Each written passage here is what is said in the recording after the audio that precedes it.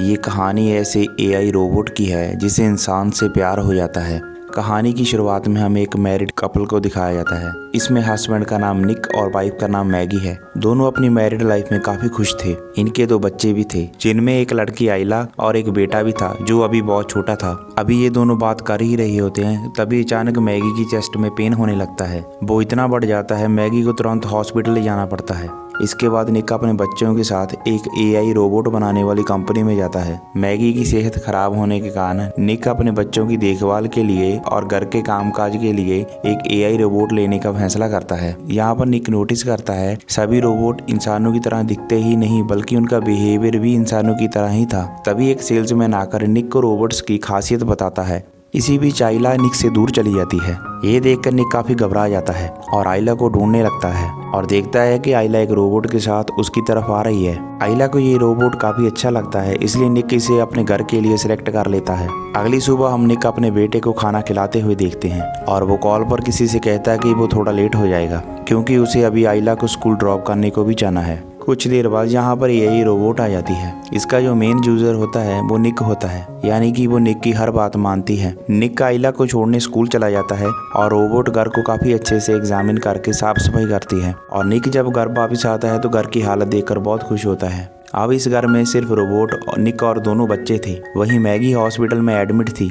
आइला को ये रोबोट काफी पसंद थी, इसलिए निक के साथ मिलकर वो इसे नया नाम देती है और इसका नाम एलिस रखा जाता है। इसके बाद सभी लोग इसे एलिस के नाम से ही बुलाते हैं। एलिस इस घर के रूल्स काफी अच्छे से समझ जाती है। घर की साफ सफाई, खाना बनाना और बच्चों का ख्याल रखना ये सब एलिस ही करती है। रात को सब जब खाना खाने बैठते हैं तो आइला एलिस के बनाए हुए खाने की काफी तारीफ करती है। देर रात आइला को कुछ खाने का मन होता है, इसलिए वो रसोई में चली जाती है और एक चेयर पर चढ़कर कुछ खाने के लिए निकालने लगती है। इधर रूम में एलिस खुद को चार्ज कर रही होती है। इससे पहले कि आइला पर कांच का डिब्बा आकर गिरता, एलिस आकर उसे बचा लेती है। शोर सुनकर निक भी जल्दी से वहां आ जाता है और देखता है कि एलिस की टांग में एक कांच का टुकड़ा फंसा हुआ है, इसलिए वो इसे रूम में भेज देता है। और कुछ देर बाद जब एलिस का हाल जानने के लिए निक एलिस के पास जाता है तो वो उसके कपड़ों को देखकर थोड़ा हेजिटेट होता है और पूछता है क्या तुम्हें सर्विस की जरूरत है, पर एलिस मना कर देती है क्योंकि उसका जख्म अब भर चुका था। ये देखकर निक भी काफी हैरान हो जाता है और मैगी के कुछ कपड़े एलिस को देता है। अगली सुबह निक बच्चों को लेकर मैगी से हॉस्पिटल में मिलने के लिए जाता है। मैगी एलिस को देखकर बहुत खुश होती है। असल में मैगी के हार्ट में प्रॉब्लम थी, इसलिए उसका हार्ट ट्रांसप्लांट होना था, लेकिन डोनर ना मिलने की वजह से मैगी को कुछ दिन यहीं रहना पड़ता है। इसके बाद निक अपने काम पर चला जाता है और हमें पता चलता है कि निक अपनी कंपनी में बहुत बड़ी पोस्ट पर है। इसके बाद निक अपने सीनियर लुइस से मिलता है और गुस्से में आकर पूछता है कि कितने और वर्करों को कंपनी से निकाला जा रहा है, और जिस पर लुइस कहता है कि सिर्फ तुम ही यहाँ पर रहोगे, बाकी सब वर्करों को निकालकर उनकी जगह रोबोट्स ले लेंगे। ये सुनकर निक भी नौकरी करने से मना कर देता है, लेकिन फिर लुइस के समझाने पर मान भी जाता है। शाम को घर आने के बाद निक खाना खाए बिना ही काम करने लग जाता है। थोड़ी देर बाद एलिस निक के पास आकर उसे खाना ना खाने की वजह पूछती है और डेली रूटीन फॉलो करने के लिए कहती है ताकि निक का मूड थोड़ा अच्छा हो सके। निक कंपनी की सारी बात एलिस को बता देता है, जिस पर एलिस इंसानों की जगह रोबोट्स को नौकरी देने की एडवांटेज बताती है, जैसे रोबोट्स बिना लालच के काम भी ज्यादा करते हैं और थकते भी नहीं। इसके बाद एलिस निक को ड्रिंक देते हुए वहां से चली जाती है। ड्रिंक करते हुए निक एक मूवी देखने लगता है, लेकिन एलिस जब इस मूवी को देखती है तो इस मूवी की पूरी स्टोरी निक को बता देती है, लेकिन निक पुरानी मेमोरी डिलीट करके मूवी को दोबारा देखने के लिए कहता है, जिस पर एलिस कहती है कि मुझे खुद को रीस्टार्ट करना होगा, और फिर दोनों साथ बैठकर मूवी देखने लगते हैं। मूवी के बीच में ही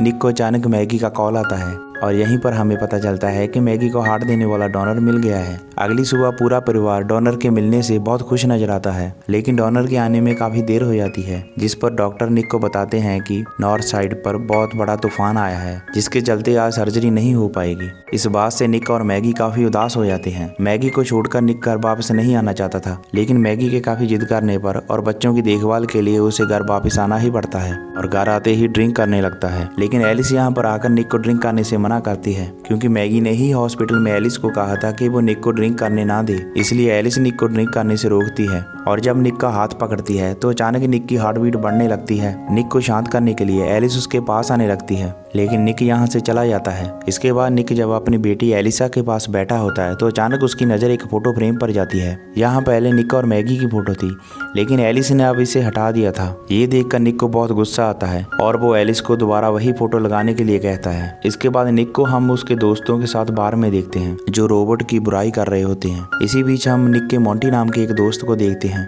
जो कि निक का काफी अच्छा दोस्त था। इसे भी कंपनी ने जॉब से निकाल दिया था और इसकी जगह ली थी एक रोबोट ने। और इसके बाद ये निक को साथ लेकर कंस्ट्रक्शन साइट पर चले जाते हैं और यहाँ पर निक के मना करने के बावजूद भी मोंटी निक का पासवर्ड यूज करके एक कंटेनर का दरवाजा खोलता है और जिसमें सभी रोबोट्स थे। और यहीं पर मोंटी गुस्से में आकर एक रोबोट को डिस्ट्रॉय कर देता है क्योंकि इन्हीं रोबोट्स की वजह से उसकी जॉब चली गई थी। इसके बाद हम निक को देखते हैं जो शावर ले रहा था। तभी एलिस मैगी की ड्रेस पहनकर निक के पास टॉवल लेकर आती है और निक के पास आने की कोशिश करती है। निक मैगी से बहुत प्यार करता था, इसलिए वो ये सब कुछ नहीं करना चाहता था। ये देखकर एलिस अपने कपड़े उतार देती है और मैगी की आवाज में निक को मैनिपुलेट करने लगती है। मैगी की आवाज सुनते ही निक अपने होश आवाज खो देता है और एलिस के साथ इंटीमेट हो जाता है। अगली सुबह निक जब एलिस के साथ होता है तो उनके बीच जो कुछ भी हुआ उसे भूल जाने के लिए कहता है। निक एलिस को समझाता है कि हमें ये सब कुछ बंद करना होगा, लेकिन एलिस फिर से उसे अपनी बातों में उलझाने की कोशिश करती है। तभी यहाँ पर आइला आ जाती है और निक उसे स्कूल छोड़ने के लिए चला जाता है। इसके बाद निक जब कंस्ट्रक्शन साइट पर जाता है तो देखता है कि वहाँ पर इन्वेस्टिगेशन चल रही है। लुइस निक पर बहुत गुस्सा करता है क्योंकि उसके पासवर्ड से ही लॉक खोला गया था, इसलिए लुइस का शक निक पर ही था। थोड़ी देर बाद निक के पास मैगी का कॉल आता है जो निक को बताती है कि आखिरकार हमें डोनर मिल गया है। ये खबर सुनते ही निक हॉस्पिटल चला जाता है और हम देखते हैं कि मैगी का हार्ट ट्रांसप्लांट किया जा रहा है और यहाँ सभी रोबोट्स मैगी का ऑपरेशन करते हैं और ऑपरेशन सक्सेसफुल रहता है। इसके कुछ दिन बाद मैगी घर पर आ जाती है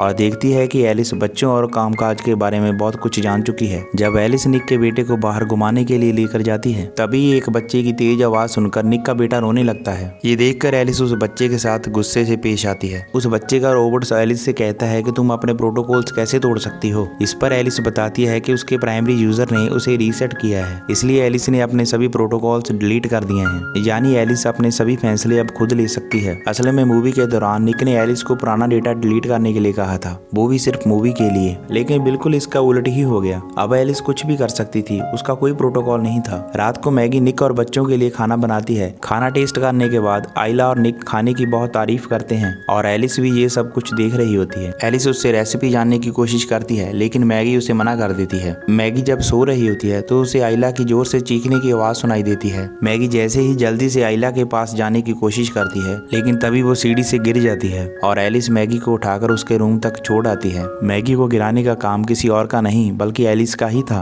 वो जानबूझकर आइला को ऐसा करने के लिए कह रही थी जिससे मैगी नीचे आ जाए। रात को निक मैगी के लिए कैंडल लाइट डिनर रखता है। इसकी सारी तैयारी और सजावट निक ने खुद की थी और जिसे देखकर मैगी बहुत खुश होती है, पर ये सब देखकर एलिस को बहुत जलन होती है। रात को मैगी और निक जब एक साथ होती हैं तो एलिस ऊपर से आकर इन्हें डिस्टर्ब कर देती है और कहती है कि एलिस ने बहुत बुरा सपना देखा है और वो आपको बुला रही है। इसके कुछ देर बाद निक के पास मोंटी आता है जो काफी परेशान था। अंदर ही अंदर मोंटी निक पर बहुत गुस्सा था। उसे लगता था कि रोबोट्स को तोड़ने वाली बात निक ने ही पुलिस को बताई है, इसलिए वो निक को मारने लगता है। तभी वहाँ पर एलिस आ जाती है और मोंटी को जोरदार मुक्का मारकर दूर गिरा देती है। ये सब देखकर मोंटी डर जाता है और वहाँ से चला जाता है। और इस तरफ एलिस भी निक के लिए काफी सीरियस हो गई थी और मैगी की जगह लेना चाहती थी, लेकिन निक एलिस को समझा देता है कि वो मैगी की जगह कभी नहीं ले सकती। रात को एलिस मोंटी के घर जाकर निक को मारने की वजह से उसे मार देती है। अगली सुबह निक जब अपने काम पर जाता है तो उसे वहाँ पता चलता है कि मोंटी मारा जा चुका है। ये खबर निक को काफी परेशान करती है, इसलिए लुइस उसे कुछ देने के लिए छुट्टी लेने के लिए कहता है। इधर हम मैगी को देखते हैं जो कि बाथटब में नहा रही थी। तभी उसके हाथ से बुक गिर जाती है और एलिस उसे उठाकर देती है। यहाँ एलिस मैगी को निक और उसके बीच हुए रोमांटिक मोमेंट्स की बात बता देती है, जिसे सुनकर मैगी को बहुत गुस्सा आता है और वो एलिस को घर से बाहर निकाल देती है। एलिस गैराज में चली जाती है और निक के घर आने पर मैगी उससे लड़ने लगती है और इसी बीच एलिस निक के बेटे को पानी में डुबाने की कोशिश करती है, लेकिन अपने बेटे की रोने की आवाज सुनकर ये दोनों ऊपर जाकर अपने बेटे को बचा लेते हैं। इसके बाद एलिस मैगी को मारने की कोशिश करती है, लेकिन निक उसके सर पर लैंप मार देता है। निक से बचने के लिए एलिस जब लैंप को अपने हाथ में पकड़ती है तब मैगी उसे ऑन कर देती है, जिससे शॉक्ड होकर एलिस यहीं पर गिर जाती है। इसके कुछ देर बाद पुलिस यहाँ पर आती है और मैगी और बच्चों को अपने साथ हॉस्पिटल ले जाती है और वहीं एलिस को भी सर्विस के लिए भेज दिया जाता है। सर्विस सेंटर में जब एलिस के फंक्शन को देखा जाता है तो उन्हें पता चलता है कि एलिस खुद को कंट्रोल कर सकती है। तभी यहाँ पर एलिस एक रोबोट को कंट्रोल कर सभी को मार देती है और फिर एलिस निक के पास एक बार में आ जाती है। एलिस ने अपने एक रोबोट को बच्चों और मैगी को मारने के लिए हॉस्पिटल में भेज दिया था। ये बात जब निक को पता चलती है तो वो उसे अपनी बातों में फंसाकर उसका सिस्टम ऑफ कर देता है और खुद फैमिली को बचाने के लिए हॉस्पिटल के लिए निकल जाता है। हॉस्पिटल में जैसे ही दूसरी रोबोट मैगी को मारने ही वाली होती है तभी वहाँ पर निक पहुंचकर उस रोबोट को मार देता है। इसी बीच निक थोड़ा जख्मी हो जाता है, इसलिए उसे हॉस्पिटल में एडमिट कर दिया जाता है। और दूसरी तरफ सर्विस सेंटर में जैसे ही सिस्टम को ऑन किया जाता है जिससे एलिस का रुका हुआ प्रोसेस ऑन हो जाता है, यानी अब एलिस का प्रोग्राम हर रोबोट में ऑन हो चुका था। मैगी और निक की फैमिली को एक साथ दिखाते हुए ये मूवी यहीं पर समाप्त हो जाती है। दोस्तों, अगर आपको हमारी वीडियो पसंद आई हो तो इसे लाइक करें, प्लीज चैनल को सब्सक्राइब करें।